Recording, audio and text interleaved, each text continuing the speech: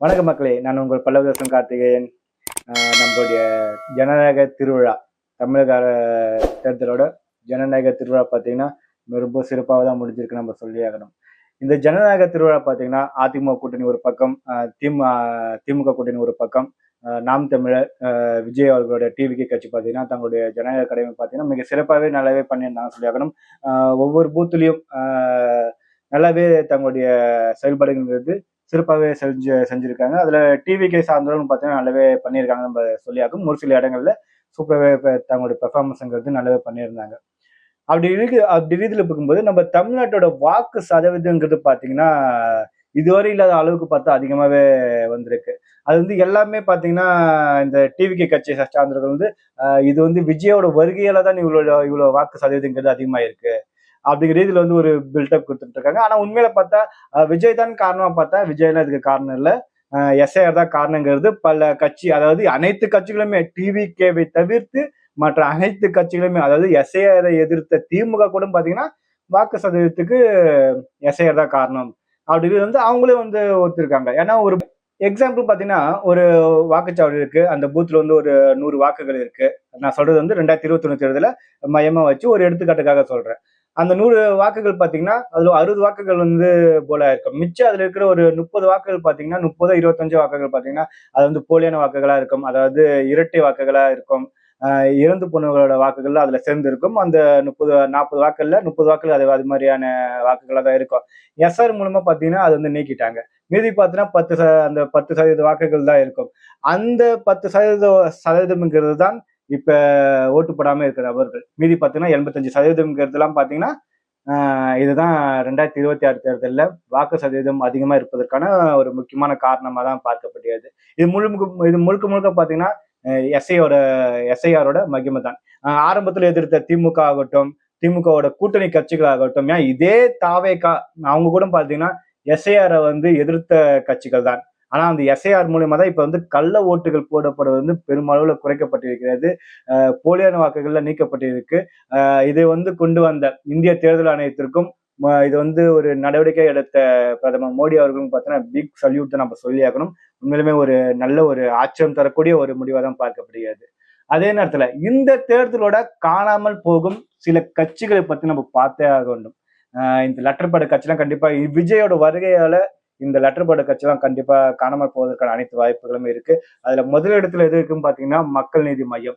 ஆக்சுவலா பார்த்து மக்கள் நீதி மையம் இதோட காலியா போச்சு. இன்னும் ஒரு சில தொண்டர்கள்லாம் இருந்திருப்பாங்கல்ல, அந்த கிளை அளவுல இல்ல, அந்த மாவட்ட லெவல்ல சில பேர் இருப்பாங்க பாத்தீங்களா, அவங்க அனைவருமே பார்த்தா வேற கட்சியில போயிட்டு ஐக்கியமாவதற்கான வாய்ப்புகள் இருக்கு. விஜயோட கட்சியிலும் போய் சேர்றதுக்கான வாய்ப்புகள் இருக்கு.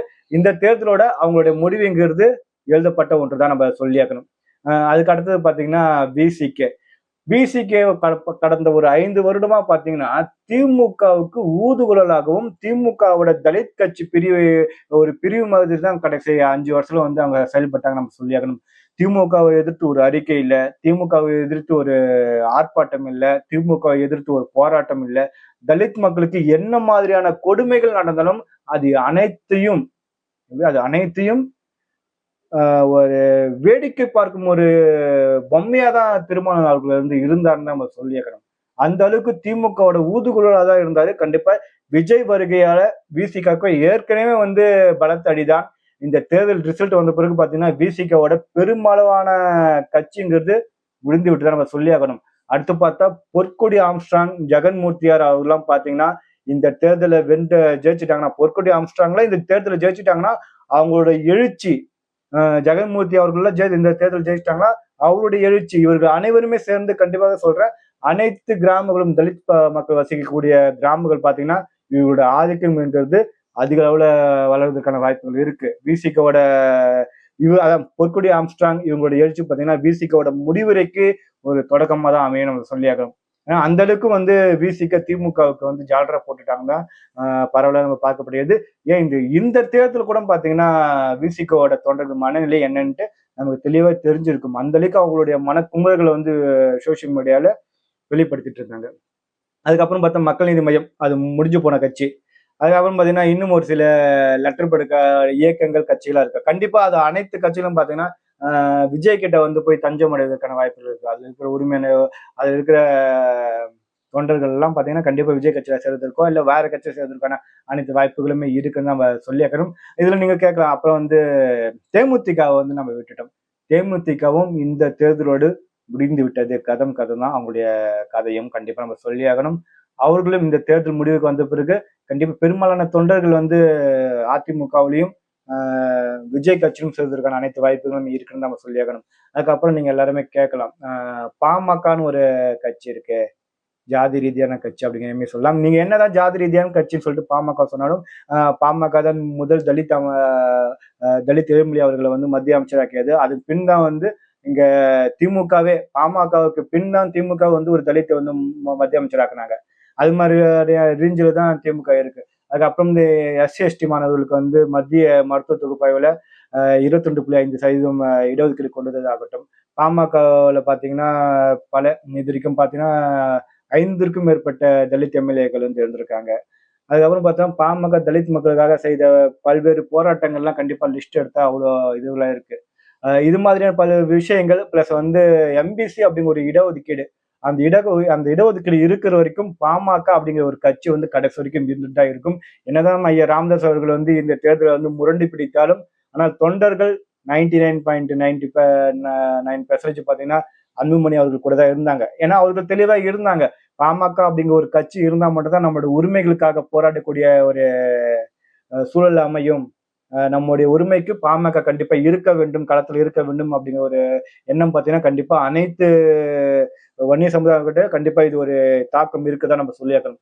அதனாலதான் பாமகங்கிறது 2006ல விஜயகாந்த் எழுச்சும் போது சிறிது அடிபட்டாலும் மீண்டும் பாத்தீங்கன்னா பாமக அதோட உறுதித்தன்மையை நிலைப்படுத்திருக்காங்கன்னு நம்ம சொல்லியாகணும். அது மட்டும் இல்லாம இந்த தேர்தல் முடிந்த பிறகு பாமக கணிசமான இடங்கள்ல வெற்றி பெறும் அப்படிங்கிறது தான் பார்க்கப்படுகிறது. அதன் பின் மருத்துவர் அன்புமணி ராமதாஸ் அவர்களுடைய இந்த பயணங்கிறது வேற மாதிரி இருக்கிறதுக்கான வாய்ப்புகள் இருக்கு.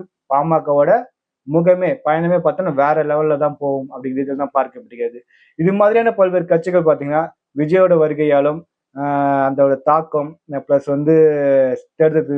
தேர்தல் ரிசல்ட், பொற்கொடி ஆம்ஸ்ட்ராங் அவர்களுடைய எழுச்சி, இது அனைத்தும் பாத்தீங்கன்னா கண்டிப்பா தேமுதிக போன்ற கட்சிகள்லாம் மிகப்பெரிய அளவுல ஒரு முடிவரைக்கு ஒரு முன்னுரையா தான் இருக்கும் அப்படிங்கிறது தான் பார்க்கப்படுகிறது. பார்ப்போம், மே 4ஆம் தேதி வரைக்கும் பொறுப்போம் என்ன மாதிரியான ரிசல்ட் வருதுன்ட்டு. ஏன்னா விஜய்க்கு அதிக அளவு வாக்குகள் வாங்குவார்னு தான் பேசப்படுகிறது. அது முக்கியமா நகர்பகுதியில விஜய்க்கான வாக்குகள் கூடுவதற்கான அனைத்து வாய்ப்புகளும் இருக்கு. ஏன்னா போன சட்டமன்ற தேர்தலில் பாத்தீங்கன்னா கமல்ஹாசன் அவர்கள் இந்த சோழிங்கநல்லூர், மதுரவாயில், அம்பத்தூர் அது மாதிரியான நகர பகுதிகள்ல, சென்னை சுற்றி இருக்கிற நகர பகுதிகள்லாம் 20,000 வாக்குகள் மேல வாங்கியிருந்தாரு. அதாவது கமல்ஹாசன் அவர்களுக்கு அவ்வளவு வாக்குகள் வந்திருக்குன்னா கண்டிப்பா விஜய் அவர்களுக்கும் பாத்தீங்கன்னா அதை விட அதிகமான வாக்குகள் வருவதற்கான வாய்ப்புகள் இருக்குன்னு நம்ம சொல்லியாகணும். கண்டிப்பா இந்த வாக்குகள் மிகப்பெரிய அளவுல ஒரு தாக்கத்தை ஏற்படுத்துமானா கண்டிப்பா வாய்ப்பு இருக்கு. அந்த தாக்கம்ங்கிறது நகர்ப்புறத்துல விஜய் செய்யப்படுற தாக்கங்கிறது திமுகவுக்கு மிகப்பெரிய அளவுல ஒரு பலத்த அடியாகவும் அமைவதற்கு ஒரு வாய்ப்பு இருக்குன்னு நம்ம சொல்லியாகணும். கண்டிப்பா பார்க்கலாம். மே 4ஆம் தேதி வரைக்கும் நம்ம வெயிட் பண்ணுவோம். மேக்சிமம் வெஸ்ட் பெங்கால்ல அதோட தேர்தல் 2ஆம் கட்ட தேர்தல் முடியுதுன்னு நினைக்கிறேன். கண்டிப்பா அந்த தேர்தல் முடிஞ்சிடுச்சுன்னா அன்னைக்கு 29ஆம் தேதி மாலையே பாத்தீங்கன்னா எக்ஸிட் போல் அப்படிங்கிற இதுல சொல்வதற்கான அனைத்து வாய்ப்புகளுமே இருக்கு. கண்டிப்பா அந்த ரிசல்ட் வந்த பிறகு கூட நம்ம பேசலாம் அடுத்த கட்ட முடிவு என்னவா இருக்குன்ட்டு. நன்றி, வணக்கம்.